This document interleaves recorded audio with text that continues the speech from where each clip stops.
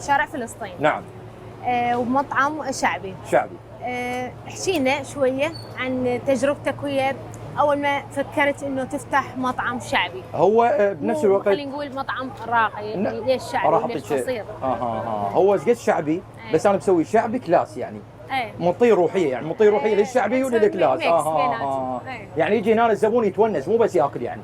لان هواي قاعد يقولون هو شعبي، هواي يحكون على الشعبي، الشعبي يقولون عليه مو نظيف، يقولون ماكو خدمه. لا عسى انا غيرت النظريه كلها، النظافه، الطعام، التقديم، كل شيء مغير بيه. وين تسمع هذا الكلام؟ يعني وين سمعت هذا الكلام انه يعني يداولونه بالسوشيال ميديا، ينشرون على المناطق الشعبيه وعلى الاماكن الشعبيه. المطعم الشعبي يعني تدري ياخذون نظره عليه غير نظره، شعبي مو نظيف ماكو لا كل الترتيب، مسوي كواليتي كلش عالي انا. اكو من الزي من اللوجو من كل الترتيب، وشوفوا انتم قدامكم القاعده عبالك بباريس مو بشارع فلسطين. يعني تعليمات واكو نظام. نعم نظام ايش قد شعبي نظام. هسه عندنا الكادر يدخل الدوامه بصمه ويطلع بصمه. نظام. نعم هي احسن يعني حقه وحقه يعني حتى يبدي النجاح. زين.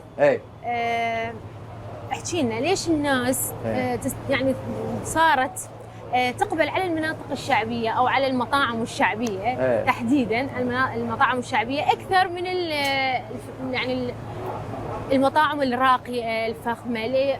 يعني ممكن الأثاث، ممكن التكييف، الخدمة، أكيد أكو هواي اختلافات. هواي اختلافات. فشنو اللي يخلي الناس إنه ترغب المكان الشعبي أو الأكل الشعبي؟ والله أنا برأيي الشعبي أشوفه يعني يحس نفسه قاعد ببيته يعني، يلقى الهلا والمرحبا والابتسامه.